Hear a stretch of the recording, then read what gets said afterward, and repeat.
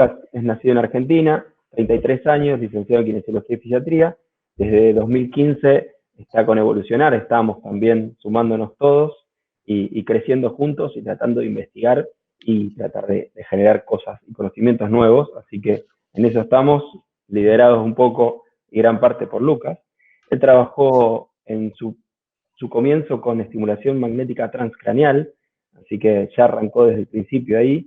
Y bueno, es relator internacional, co-creador de las formaciones de neurociencias musculoesqueléticas y actualmente también está finalizando sus estudios en medicina. Nuevamente, gracias a todos por estar hoy presentes. Y la idea de la presentación es comentarnos un poco lo que estamos trabajando con nuestro equipo desde hace un tiempo y algunas cosas que nos interesan estudiar e investigar sobre esta temática que es el dolor persistente y sobre todo cómo se adapta el sistema nervioso en general, pero particularmente el cerebro, en ciertas circunstancias, como por ejemplo en las personas que presentan este problema de dolor persistente. Así que la intención también va a ser un poco enlazar y tomar contenidos de lo que se fue hablando en las distintas reuniones, lo mismo en lo que acaba de comentar Mar en la presentación anterior, y darle pie a Miguel con el contenido que va a desarrollar en la próxima disertación.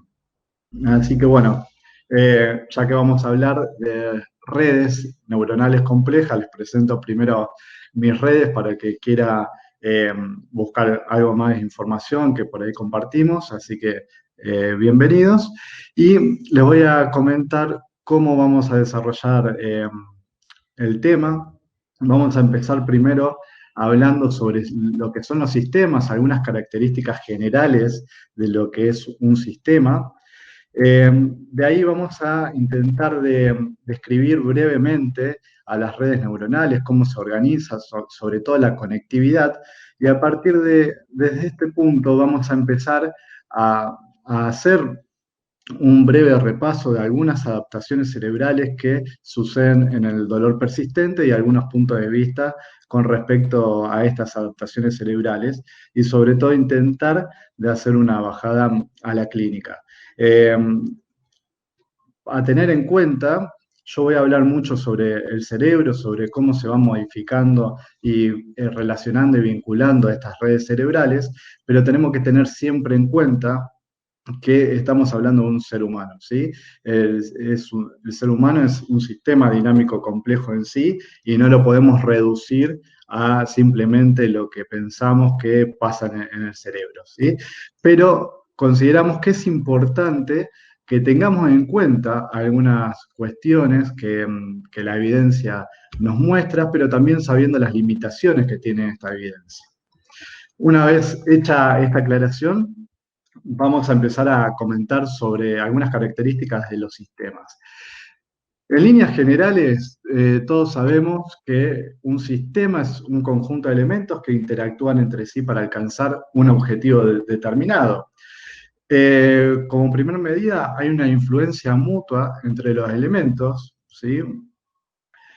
Y vamos a estudiar, si queremos empezar a estudiar qué son los sistemas y cómo están conformados, estudiamos su estructura. Hoy vamos a hablar parte de la estructura del cerebro y cómo se va organizando esta estructura durante la experiencia dolorosa. Además de estudiar su estructura, vamos a profundizar en la función. ¿Qué hace el sistema? ¿Sí? ¿Qué hace cada parte del sistema y el sistema en su globalidad? Tenemos que saber también si el sistema que estamos estudiando es cerrado o abierto. ¿Qué quiere decir esto? ¿Sí? Hay un intercambio entre la materia, la energía o la información con el entorno. Tanto se habló ya de lo que es el entorno y la diferencia con respecto al contexto, lo vamos a abordar también, porque esto es crucial para abordar a una persona intentando ayudarla en su camino a la recuperación cuando tiene dolor persistente. Si el sistema es adaptativo versus no adaptativo, algo que ya comentó Mar en la en la presentación anterior, adaptativo con respecto a su entorno, ¿sí? Y si son dinámicos o son estáticos, ¿sí? Este concepto que se habló anteriormente sobre alostasia. Entonces, teniendo en cuenta todas estas características de los sistemas, podemos empezar a abordar lo que sería un sistema dinámico complejo, ¿sí? Y en primer medida, para hablar de un sistema dinámico complejo, tenemos que saber esta premisa, que el todo es más que la suma de las partes, ¿sí? Se está hablando mucho, y ya desde hace bastante tiempo, de que nosotros no podemos explicar el dolor de nuestro paciente solamente por lo que vemos en las imágenes, como por ejemplo en las resonancias magnéticas, ¿sí? No podemos explicar su dolor por algo estructural, pero también tenemos que ser conscientes de que no podemos explicar la emergencia del dolor por una estructura en particular del cerebro o por una red particular del cerebro, ¿sí? Esto tenemos que ser sumamente conscientes. El dolor es mucho más complejo, el dolor emerge de todo el sistema, ¿sí? Y también es necesario que seamos conscientes y que tengamos siempre presente que cuando estamos adelante de un estudio que habla sobre dolor y que investigan en personas que tienen dolor crónico o persistente o en personas que le están haciendo un estímulo nociceptivo, hay distintos modelos para estudiar el dolor. Que estos modelos que se usan en los estudios científicos no se relaciona completamente con la respuesta final que es el dolor en la persona cuando estamos en la consulta clínica, ¿sí?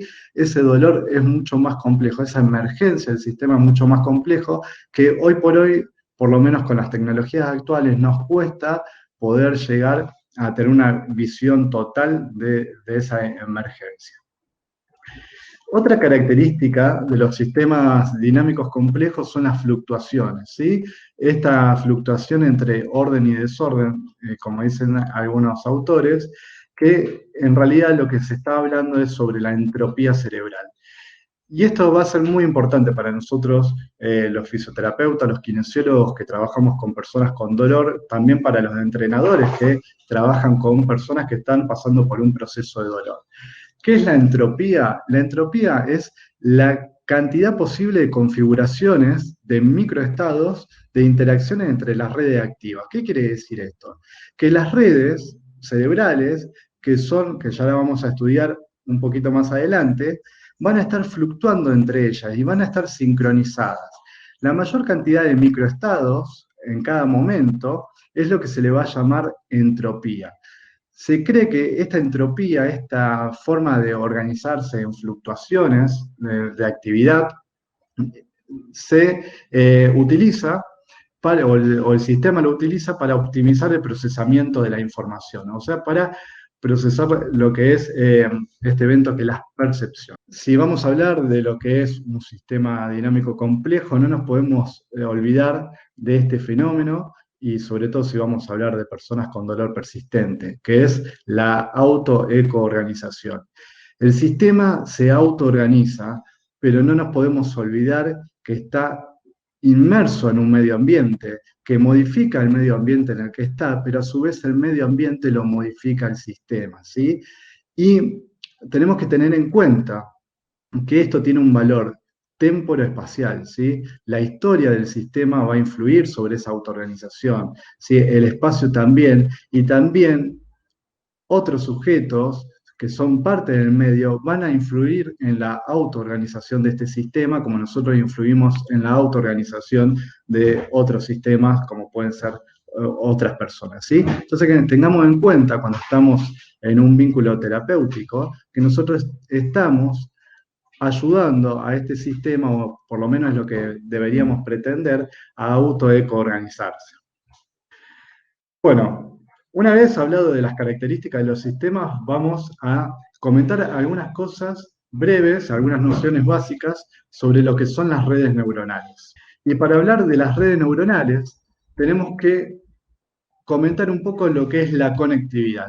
Y siempre me gusta hacer esta analogía de conectividad, ya que como creo que a muchos me gusta viajar, y lamentablemente en esta situación no sé cuándo vamos a volver a poder viajar, pero vamos a traerlo a colación y tal vez a alguno le venga algún buen recuerdo de algún viaje. Entonces, vamos a comparar algo que en la teoría de los grafos se le denomina nodos con lo que son los aeropuertos, ¿sí? Vamos a hacer esta analogía. Vamos a pensar que un nodo es un aeropuerto. ¿Y qué es un aeropuerto? Es un espacio donde recibe aviones y de donde este espacio parten aviones hacia otro lado. O sea que hay una interacción de información que entra e información que sale. Y en el sistema nervioso podemos pensar a los nodos como esta característica que tienen los aeropuertos. Entonces, una vez mencionado lo que son los nodos, yo le voy a comentar a la gente que no es de Argentina cómo nosotros nos organizamos, con respecto a los vuelos. Como sabrán, la capital de Argentina es Buenos Aires, y por ende, y como es lógico, Buenos Aires tiene una gran cantidad de población y están los aeropuertos más importantes. Pero aparte de Buenos Aires, hay otras ciudades que tienen sus aeropuertos, como por ejemplo Rosario, en la ciudad en la que estamos con el equipo de Evolucionar, Córdoba, Mendoza, Neuquén, Bahía Blanca, Ushuaia, como para nombrar algunos lugares que tienen aeropuertos. Empecemos comentando un poco cómo es la conectividad aérea de Argentina y sobre todo de Rosario. Podemos decir que Rosario se relaciona con la ciudad de Córdoba, que es una ciudad que está bastante cerca y que entre Buenos Aires, Rosario y Córdoba concentra la mayor cantidad de población del país. Entonces, Rosario se relaciona con Córdoba, pero hay una relación bastante estrecha, hay bastante flujo aéreo y bastante interacción entre las personas, entre Rosario y Córdoba. Entonces podemos decir que esa relación en realidad pasa a ser un vínculo, ¿sí? Hay una relación mucho más afianzada. Lo mismo pasa con la ciudad de Mendoza, tal vez un poco menos, por algunas cuestiones que tienen que ver con el contexto, ¿sí? Siempre tengamos en cuenta que cuando hablamos de relación y de vínculo, va a estar condicionada por la situación y por el contexto, ¿sí? Tal vez por un contexto de cercanía, un contexto económico, Rosario y Córdoba estén mucho más vinculadas que, por ejemplo, con Mendoza. Lo mismo pasa con Neuquén. Ya con Neuquén hay menos frecuencia aérea, por lo tanto hay menos relación entre Rosario y Neuquén que entre Córdoba y Rosario, ¿sí? Y así podemos seguir, por ejemplo, con Ushuaia, y podemos hacer lo mismo y empezar a vincular, por ejemplo, a la ciudad de Córdoba con Mendoza, a la ciudad de Córdoba con Neuquén, con Bahía Blanca. Por ejemplo, acá vean que no hay un vuelo directo entre Rosario y Bahía Blanca, entonces deberíamos hacer ciertas conexiones para llegar a este nodo que sería Bahía Blanca desde Rosario, ¿sí? Pasa lo mismo entre Neuquén y Mendoza o entre Neuquén y Ushuaia. Ahora, ¿qué va a pasar con Buenos Aires? Como dijimos, Buenos Aires tiene los dos aeropuertos más grandes de la Argentina, por ende va a ser el que más conectividad tenga, el que más relación dentro del país con otros aeropuertos tenga. Por ejemplo, con Rosario, que también por una cuestión de cercanía y una cuestión del contexto socioeconómico, probablemente Rosario y Buenos Aires estén bastante vinculados y haya un muy buen flujo aéreo durante los días. Lo mismo con Córdoba. Tal vez un poco menos con Mendoza, un poco menos con Neuquén, o con Bahía Blanca, o con Ushuaia, ¿sí? Y podemos ver que Buenos Aires va a tener relación con muchas partes de la Argentina, y si estás en cualquier parte de Argentina, lo más probable es que vos tengas que pasar por Buenos Aires para llegar a algún otro aeropuerto, ¿sí? Entonces, este aeropuerto o estos aeropuertos que están en Buenos Aires se lo van a denominar en lo que es la teoría de los grafos como hub, concentradores, ¿sí? Y la cantidad de aeropuertos que tenemos acá en el territorio argentino lo vamos a llamar módulos, ¿sí? Entonces, hay distintos nodos, hay un nodo que es un concentrador que tiene la gran cantidad de interconexiones aéreas que está dentro del módulo y que se llama hub, ¿sí? Ahora si nos vamos a un contexto más internacional, vamos a ver que cada país sería un módulo, que cada país tiene uno o más hubs, como por ejemplo puede pasar con Buenos Aires, en Argentina, ¿sí? ¿Y cómo sería la conexión entre Argentina y el resto del mundo? Vamos a lo mismo, dependiendo del contexto histórico y de las situaciones, probablemente Argentina tenga un vínculo, o sea, una relación estrecha con Santiago de Chile, que el aeropuerto de Santiago de Chile es el más grande de todo el país. Entonces es lo más probable que haya una muy buena comunicación y un muy buen tráfico aéreo entre Argentina y Chile, además de por su cercanía. Lo mismo pasa con el aeropuerto de Lima, tal vez un poco menos por lo mismo, por el contexto, con Ecuador. Ecuador está bastante cerca de Argentina o relativamente cerca, pero tal vez el contexto cultural, económico y social no nos vincula tanto como por ejemplo con España o con Italia. ¿Sí? La historia de la Argentina es fundamental, lo que la inmigración italiana y española, y hay un estrecho vínculo desde lo histórico que nos vinculan con estos países. ¿Sí? Entonces, vemos que además de la cercanía, también importa esto, ¿no? ¿Cuál es el contexto y cuál es la situación para vincularnos con otras partes del mundo? Hay vuelos diarios a estos países, ¿sí? Ahora, ¿qué pasa con el resto de los países? Tal vez haya menos relación o menos vínculos que, como comentaba, con España y con Italia, ¿sí? Entonces, cada país, como comentaba, va a tener sus hubs, sus concentradores, y probablemente, y generalmente lo que pasa, es que estos concentradores tienden a relacionarse más entre sí, ¿sí?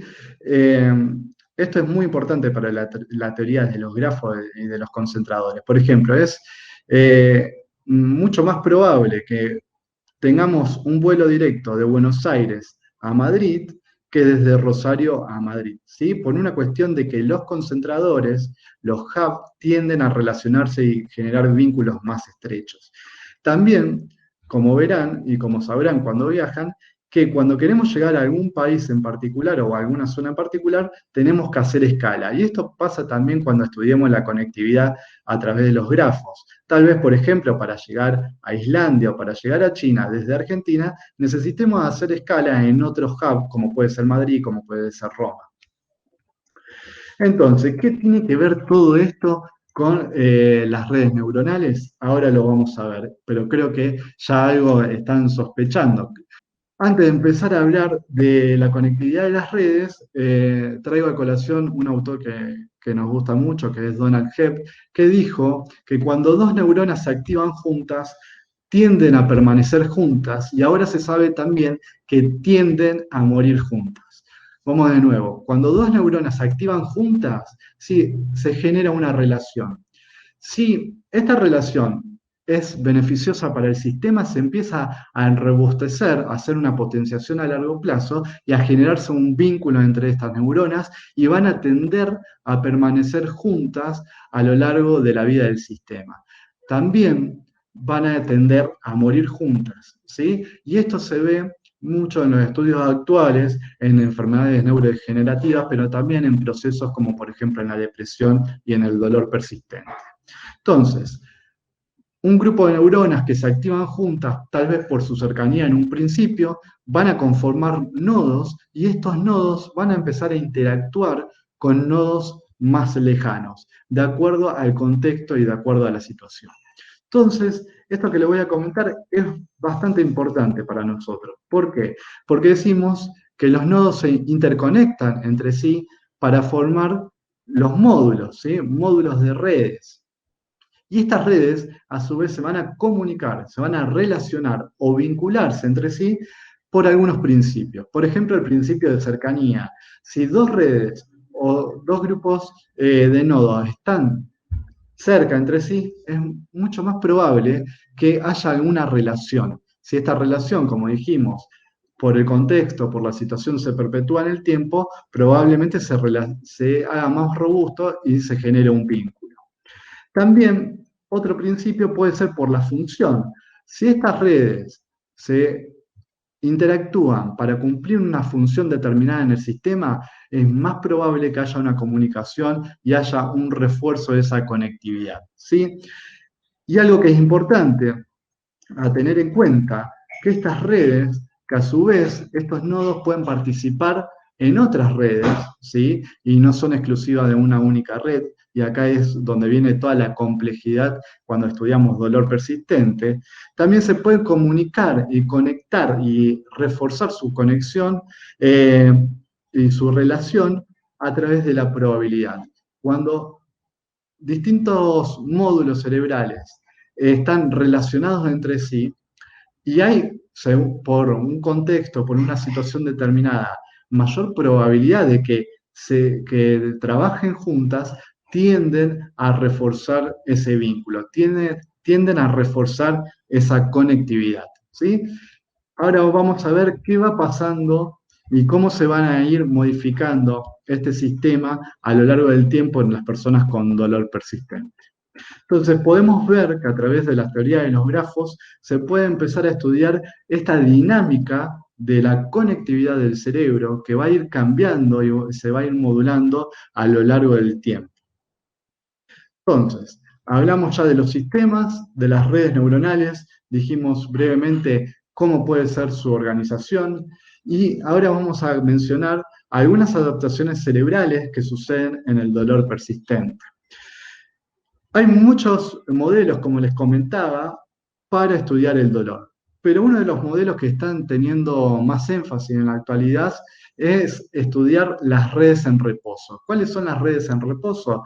Son las redes que están activas en el cerebro cuando no se lleva a cabo ninguna tarea determinada, ninguna tarea cognitiva determinada o tarea motora, ¿sí? El cerebro, cuando nosotros estamos en estado de reposo, tiende a fluctuar en su actividad, ¿sí? Hay zonas cerebrales a través de las redes, que ya vamos a ver cuáles son estas redes, que tienden a aumentar su conectividad y cuando hacemos alguna tarea o ejecutamos alguna acción motora, reducen su actividad para que otras neuronas tomen su relevo, ¿sí? Estas redes que trabajan cuando estamos en un estado relativo de reposo, se la está estudiando para ver qué sucede en las personas que tienen dolor persistente.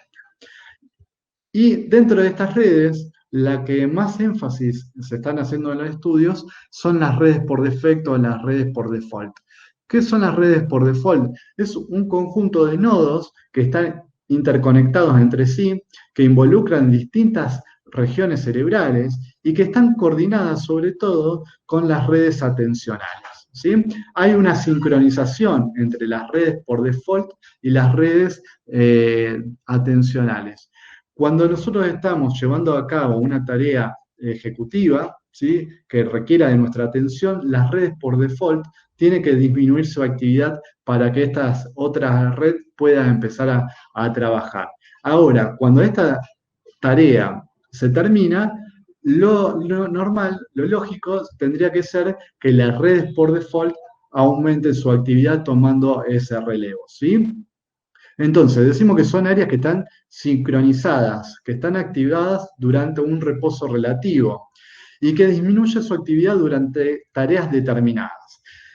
¿Por qué son importantes las redes por default? Porque están involucradas en los procesos de la memoria episódica, de la percepción del contexto internos, cuáles son los eventos sobresalientes y a dónde vamos a llevar, a dónde vamos a poner el foco de la atención. Esto que se habló tanto anteriormente. ¿Dónde vamos a poner el foco de la atención? Está en partes relacionadas con la actividad de esta red por defecto, ¿sí? Además, tiene influencia sobre el sistema analgésico descendente, genera una modulación de las aferencias nociceptivas. Y lo que se ha visto en distintos pacientes con distintos problemas de dolor persistente es que hay una región que vincula a la red por defecto y las redes atencionales, que es la corteza prefrontal ventromedial, y que se ve afectada durante el dolor persistente y que está muy relacionada con el aprendizaje, sobre todo con el componente emocional del aprendizaje. Entonces decimos que hay ciertas redes que están activadas durante algunas tareas y hay otras que se activan durante el reposo y que van fluctuando en su actividad, ¿sí? Esta entropía que se mencionó al principio. Entonces, decimos que hay una relación, y hay estudios que así lo muestran, que hay una relación entre el dolor y la actividad cerebral y que varía, depende del contexto, ¿sí? El dolor se puede tomar, según algunos modelos, como una integración de la información nociceptiva y del contexto.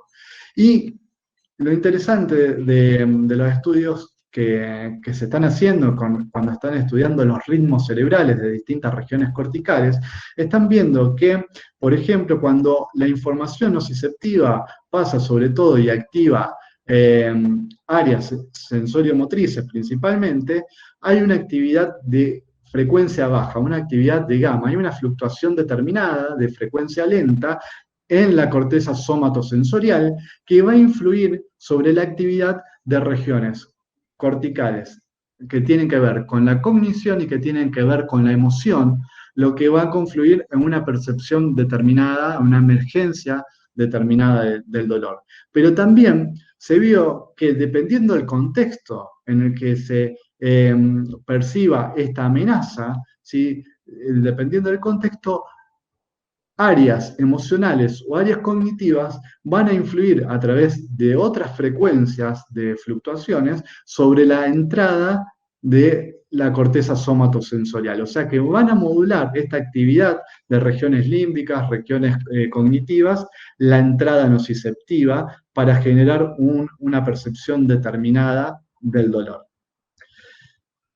Y como se habló de estrés y de la percepción de amenaza, y como muy bien decían en la presentación anterior, el sistema nervioso, el sistema cerebral, intenta de pronosticar las distintas amenazas, y este pronóstico de las amenazas va a modular las entradas sensoriales al sistema. Se ven reforzadas este pronóstico de la amenaza por las características de la catastrofización y del miedo al dolor. O sea que cuando nosotros somos más catastróficos o más miedo al dolor le tenemos, mayor modulación de las entradas sensoriales vamos a tener. O vamos a tener una peor modulación de la entrada nociceptiva y por ende vamos a percibir vamos a tener una mayor percepción del dolor, ¿sí? Se vio en distintos estudios que entre mayores índices de, sobre todo, de reactividad emocional haya ante la percepción de amenaza, nos vamos a intentar de quedar y afianzar más sobre la predicción sobre ese evento amenazante que tengamos y no tanto por la evidencia sensorial que tenga el sistema, ¿sí? Entonces, esto que comentaban anteriormente, de algunas estrategias en la consulta es sumamente importante para intentar de modular el contexto de la persona, para intentar de que la persona no se quede en esas amenazas que pronostica el sistema, sino intentar de sacarle el foco y poner más foco en la evidencia sensorial, por ejemplo, como se comentaba anteriormente. Hay otras herramientas también para modular el contexto, pero esta es una.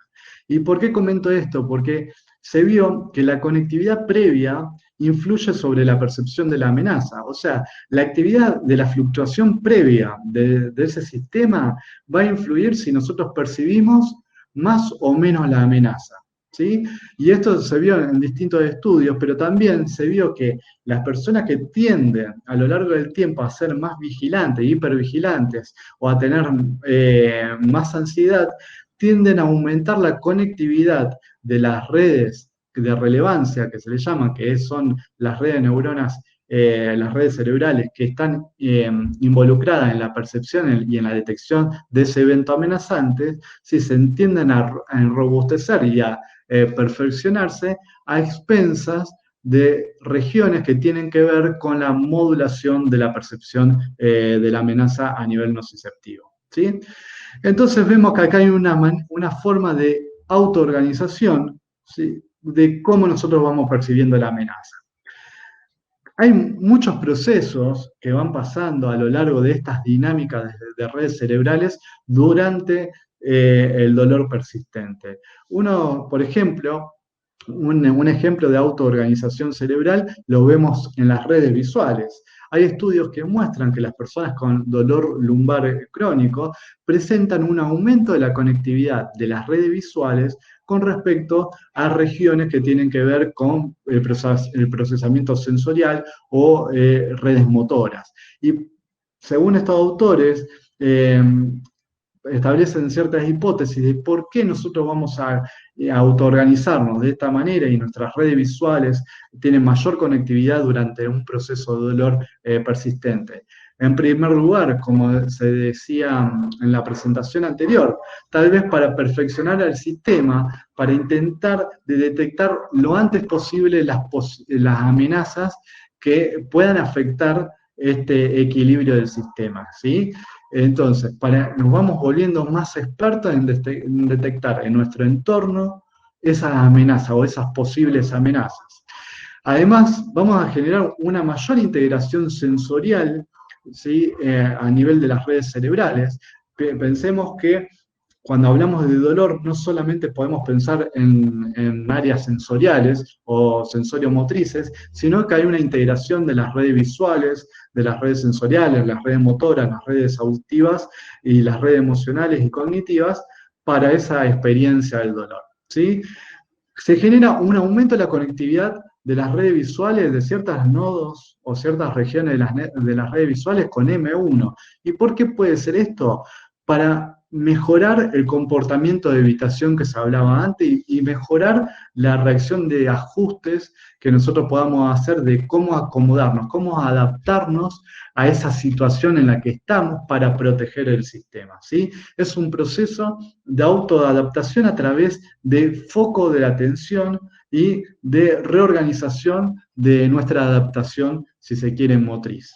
Como les comentaba, hay muchísimas regiones que se van a ir modificando su conectividad, como por ejemplo a nivel del hipocampo, que está altamente relacionada con, por ejemplo, la amígdala y la corteza prefrontal ventromedial, donde el hipocampo va a generar cierto proceso de autoecoorganización, en donde regiones anteriores van a reforzar la conectividad con la amígdala, con la región de la corteza prefrontal ventromedial, mientras que las posteriores van a disminuir su conectividad con regiones que tienen que ver con el procesamiento, por ejemplo, espacial, ¿sí? O el procesamiento autobiográfico de las redes por default, ¿sí? Pero también se ha visto que la conectividad tiende a autoorganizarse cuando la persona empieza a recuperarse y empieza a mejorar funcionalmente su proceso de dolor, ¿sí? En donde hay un cambio de conectividad cuando la persona va mejorando, y esto se ha visto en personas con dolor lumbar persistente, con fibromialgia, se ha visto en distintos procesos de dolor persistente como hay un cambio de conectividad cuando tendemos hacia la recuperación y hay cierta tendencia de este cambio. Por último, como para terminar, también mostrar algunas cosas que se están estudiando y que se están prestando atención sobre la relación entre la conectividad, la percepción de los síntomas y la discapacidad. Se estudia sobre todo las redes sensorio-motrices, las redes por defecto, las redes por default y las redes de relevancia. Y pareciera ser que hay distintos grados de relación y vínculos según el contexto, según la situación, cuando tenemos o persistimos a la intensidad del dolor, ¿sí? O a la severidad del dolor, o cuando nos volvemos menos funcionales o hay una mayor discapacidad física, ¿sí? Las redes tienden a interconectarse de manera diferente si lo que predomina es la percepción del dolor o si lo que predomina es la discapacidad física. Entonces, como para cerrar este pantallazo que son la organización, la autoorganización de las redes cerebrales durante el dolor persistente, solamente esta reflexión, pensar si será correcto poner la etiqueta de que las personas con dolor persistente son tienen procesos mal adaptativos, cuando en realidad tal vez es un proceso de autoecoorganización, ¿sí? Que como dijimos, ese sistema es parte de un mundo, es parte de un medio ambiente, y que este medio ambiente es parte de esa persona, y se relacionan y se transforman mutuamente. Y nosotros somos parte de, cuando vienen a nuestra consulta, de ese contexto, de esa persona, y tal vez podamos ayudar a mejorar o a intentar de modificar ese proceso de autoecoorganización para una mejor calidad de vida de esa persona. Sin más, espero que les haya gustado, y como decíamos anteriormente, ahora en el debate seguramente podamos profundizar algunas cosas y seguir poniendo distintos puntos de vista, que tengamos en cuenta que hasta ahora son modelos que estamos estudiando y están en constante evolución todas estas propuestas. Así que desde ya, muchas gracias